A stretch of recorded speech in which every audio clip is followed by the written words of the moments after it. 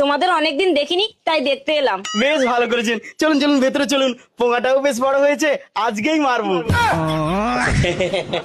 মা এসেছো? বাবাকে নিয়ে আসোনি? না না মা, তোর বাবা একটু কাজে ব্যস্ত তো। এই দেখো, শ্বশুর মশাইকে তো আনতে পারতেন, শখের পোঙাটা তাহলে আমি মারতাম না, শ্বশুর মশাইকে দিয়ে মারতাম।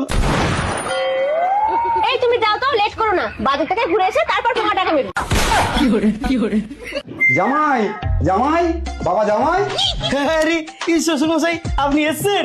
আরে বাবা জামাই, তোমার শাশুড়িটা কই বলো তো? আর বলবেন না, পোঙা মেরেছিলাম তো তাই শাশুড়ি খেয়ে ঘুমাচ্ছে।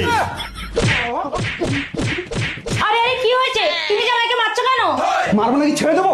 সারা হতে ছেড়া জামাই বলে তুমি নাকি পোঙা মারা খেয়ে ঘুমাচ্ছ?